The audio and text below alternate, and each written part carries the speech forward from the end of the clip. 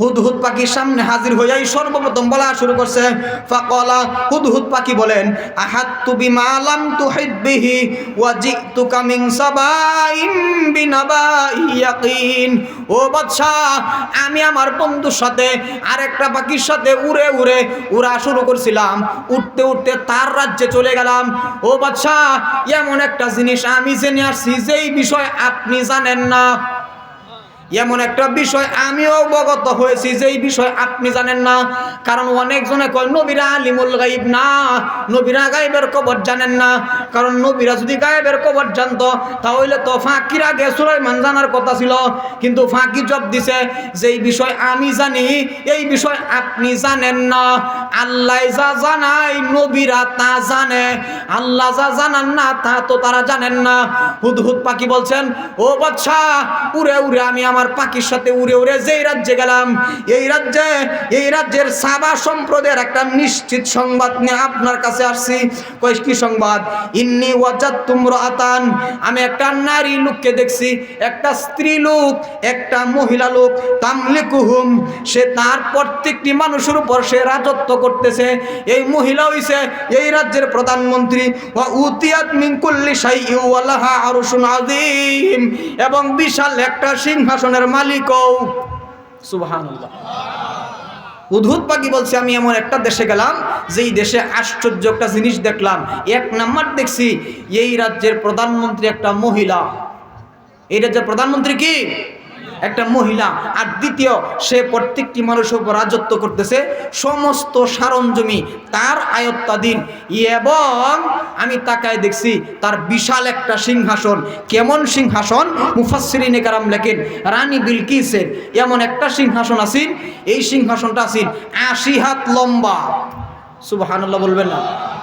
৪০ হাত প্রশস্ত, জমিন থেকে ৩০ হাত উঁচা। ৮০ হাত লম্বা, ৪০ হাত প্রশস্ত, জমিন থেকে ৩০ হাত উঁচা, এমন জাতের একটা সিংহাসনের মালিক রানী বিলকিস। হুদহুদ পাখি কয়, এমন একটা সিংহাসনের মালিকও সে। কিন্তু আমি আশ্চর্যের একটা বিষয় দেখলাম, আমি কল্পনাও করতে পারি নাই এমন জাতি পৃথিবীতে আসে। বাদশা সুলাইমান বলে, কি দেখছ?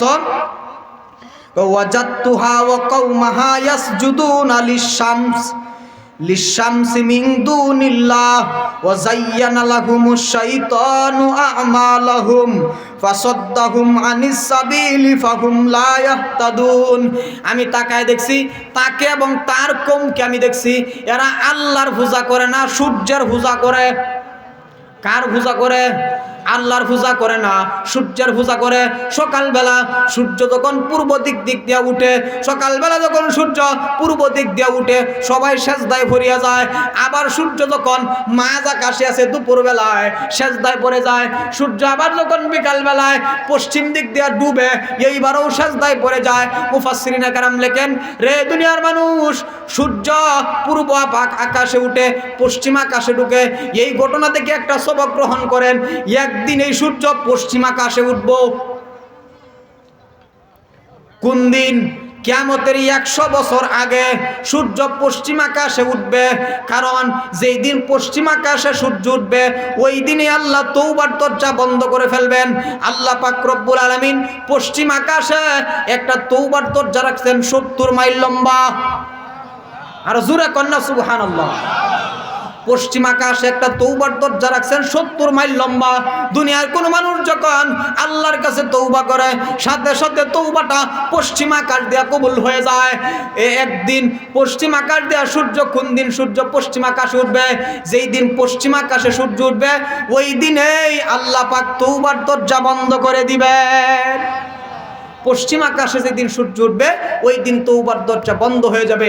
এরপরে ১০০ বছর পর্যন্ত পশ্চিম আকাশে আবার কেমনে উঠবে? পশ্চিম আকাশে সূর্য উঠবে দুপুরবেলা, সূর্য মাঝ আকাশে আসবে, আবার পশ্চিম আকাশে ডুববে। কথা বুঝতেছেন? বিষয়টা বুঝছেন? উঠবো পশ্চিম আকাশে, দুপুর পর্যন্ত মাঝ আকাশে আসবে, আবার পশ্চিম আকাশে ডুববে। এরপরে ১০০ বছর পর্যন্ত সূর্য পূর্ব আকাশে উঠবে, পশ্চিম আকাশে ডুববে। ১০০ বছর যেদিন পূর্ণ হবে ওই দিন আল্লাহ পাক পৃথিবী কিয়ামতের ঘোষণা করবে। তো এরা সূর্যের পূজা করে, সকালবেলা সূর্য উঠলে সেজদায় পড়ে, বিকালবেলা দুপুর বেলায় মাঝ আকাশে আসলে সেজদায় পড়ে, সূর্য যেবেলা ডুবে এই সময়ও সেজদায় পড়ে। আমি এই জিনিস একটা দেখলাম, এরা আল্লাহর পূজা করে না, অথচ আল্লাহ ইয়াসজুদু লিল্লাহিল্লাযী ইখরিজুল খাবআ ফিস সামাওয়াতি ওয়াল আরদ ওয়া ইয়ালামু মা তুখফুনা ওয়া মা তু'লিনুন। এরা আল্লাহর পূজা করে না, অথচ আল্লাহ এমন যিনি আসমান এবং জমিনের সমস্ত গোপন বস্তু বাহির করেন। সুবহানাল্লাহ। আসমান এবং জমিনে যা কিছু আছেন সব কিছুর গোপনের বস্তুর খবর কে জানেন? এরপরে আবার আল্লাহ বলেন, তোমরা যা প্রকাশ করো তাও আল্লাহ জানেন, যা গোপন করো তাও আল্লাহ জানেন। বিবি স্বামীর কাছে গোপন করে আল্লাহ জানেন, নি জানেন না? জানে? স্বামীর টাকা কম কিছুর নিয়ে বাপের ভাই দলা করছে, দলা করিয়ে এই টাকাটা আমলো কেমনি? রাত্রিবেলায় ঘুমায় ঘুমায় কয়, আব্বা কইছেন একটা গরু দিত, আপনি কি আনবাই? টেহাডারে গরু বানায় আনতাছে। এই খবর কি আল্লাহ জানেন, নি জানেন না? আল্লাহ বলেন, তোমরা যা গোপন করো এটিও আল্লাহ জানেন, যা প্রকাশ করো এটিও আল্লাহ পাক জানেন। এখন কেমনে তোমরা আল্লাহর পূজা বাদ দিয়া সূর্যের পূজা করো? এখানে একটা সেজদার আয়াত আছেন, এটা আমি বলবো না, এরপরের থেকে শুনেন। এখন এই ঘটনা যখন বিস্তারিত হুদহুদ পাখি বলছে, এখন সুলাইমান আলাইহিস সালাম কয়, আমি তামাম পৃথিবীর মালিক, প্রধানমন্ত্রী, আমার রাজ্যের ভিতরে এমন একটা সাবা সম্প্রদায়, যেই সম্প্রদায়ের প্রধানমন্ত্রী একটা নারী, একটা মহিলা, সে সূর্যের পূজা করে, তার কম। তুমি কি সত্য কইতাছো না মিথ্যা কইতাছো? পরীক্ষা করার দরকার। এখন সুলাইমান আলাইহিস সালাম বলেন, ক্বালা সানানজুরু আসাদাকতা আম কুনতা মিনাল কাযিবিন। তুমি কি সত্য বলতেছো নাকি মিথ্যা বলতেছো? পরীক্ষা নেওয়া হবে। কেমন পরীক্ষা নেবেন? সুলাইমান আলাইহিস সালাম বলেন, ইযহাব বিকিতাবি হাযা ফাআলকিহ ইলাইহিম সুম্মা তাওয়াল্লা আনহুম ফানজুর মাযা ইয়ারজিউন। এই যে একটা কিতাব নেও, একটা চিঠি লিখছেন সুলাইমান আলাইহিস সালাম। চিঠি লেখার পরে সুলাইমান আলাইহিস সালাম হুদহুদ পাখিরে বলছেন, উঠতে কে কে যাইতেছে ধরেন। উঠতে কে কে গেল? আপনারা কি করেন? বাহির হয়ে কে কে গেছে ধরেন তারে। এখনই কেন জায়গা? আমাদের যে আকাঙ্ক্ষিত মেহমান মুফতি ইসমাইল আল হুসাইনি হাফিজাহুল্লাহ অত্যন্ত চমৎকার কোনটা ইম্পর্টেন্ট কথা বলে, হযরত কথা বলবেন, একজন মানুষকে উঠতে দিবেন না। সুলাইমান আলাইহিস সালাম বলছেন, তোমার আমি পরীক্ষা করব। কি পরীক্ষা? তুমি কি সত্য বলতেছো নাকি মিথ্যা বলতেছো, এটার পরীক্ষা নেওয়া হবে। এখন পরীক্ষাটা কেমনে নেবেন? সিটি একটা সুলাইমান আলাইহিস সালাম হুদহুদ পাখিরে দিছে, দিয়া বলছে, এই সিটিটা তুমি রানী বিলকিসের সামনে গিয়ে নিক্ষেপ করবা, এর উপরে তুমি সরে থাকবা, গোপনে থাকবা, আমার সিটি ফায়া রানী বিলকিসে যে কি কয় এটা পরে আমার জানাইবা। সুবহানাল্লাহ বলতেন না? কারণ সুলাইমান আলাইহিস সালামের ঘটনা হলো, ফাঁকির মাধ্যমে যদি সিটিটা যায় সাধারণ ব্যাপার। এখন হুদহুদ পাখি সিটিটা নিয়া এইবার গেছেন রানী বিলকিসের কাছে। রানী বিলকিসের কাছে ঘুমন্ত অবস্থায় রানী বিলকিস যখন তার কক্ষে বসা, এমন সময় হুদহুদ পাখি সিটিটা নিয়া রানী বিলকিসের সামনে নিক্ষেপ করছে। সুবহানাল্লাহ। এখন রানী বিলকিস সিটি ভায়া জব দে, ক্বালাত ইয়া আইয়ুহাল মালাউ ইন্নী উলকিয়া ইলাইয়া কিতাবুন কারীম। হে আমার সভাবৃন্দগণ, আমার সামনে একখান সম্মানিত চিঠি আইছে। কি চিঠি? ওয়াজ কই করতাম, বলতেছি সম্মানিত চিঠি আইছে। কি চিঠি? আমার কাছে সম্মানিত একখান পত্র নিক্ষিপ্ত হয়েছে, সম্মানিত পত্র। মুফাসসিরিনে কেরাম লেখেন, রানী বিলকিস সুলাইমান আলাইহিস সালামের চিঠিটাকে সম্মানী বলার কারণে তার কফলে আল্লাহ হেদায়েত দান করে দিয়েছেন। কারণ সম্মান এমন একটা জিনিস।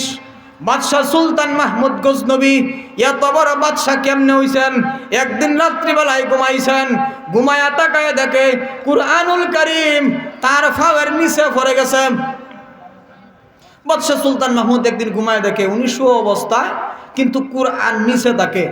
আমরা হলে কি করতাম? তারা সালায়া কুরআনটা কারীম উপরে উঠাইতাম না? বাদশাহ সুলাইমান মনে মনে কয়, আমি শুয়ে আছি, আমি আরাম করার জন্য কুরআন রে কেন সরাবো? তার চাইতে আমি খাটে না শুয়ে মাটিতে শুয়ে পড়ি। সুবহানাল্লাহ। কুরআনের জায়গায় কুরআন থাকবে, আমি কুরআন সরাবো না, কারণ কুরআন তো দামি। আমি সাধারণ একজন মানুষ, আমার সুবিধার জন্য আমি কুরআন কেন সরাবো? এটা হতে পারে না। আমি কুরআনের সুবিধার জন্য, কুরআন যেখানে সেখানে থাকবে, কিন্তু কুরআনের সম্মানার্থে আমি বাদশাহ মাটিতে শুয়ে পড়লাম। সুবহানাল্লাহ। যেহেতু তা মাদ্রাসা, মাদ্রাসার ছাত্রের কি দাম, এই ফাঁক দিয়ে একটা কই ফেলে, এই কথাটা কইলতাম নি। বাদশাহ সুলতান মাহমুদ গজনবী 12 বছর ধরে উনার মনে একটা স্বপ্ন, 2টা স্বপ্ন। কয়টা?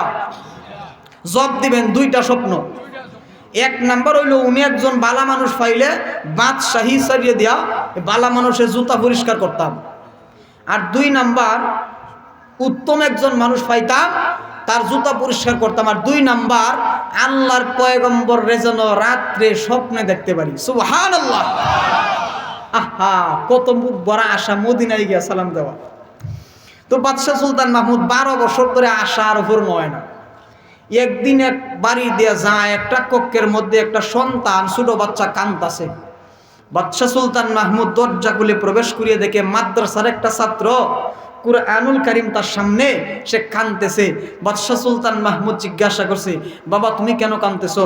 কয়, বাদশাহ আমি কাঁদতেছি, তৎকালীন জামানায় তো কারেন্ট ছিল না, আমি কুরআনুল কারীম পড়ার মতো তেল আমার কাছে নাই, তেল ফুরায় গেছে, বাতিও জ্বলে না, কুরআনও পড়তে পারি না।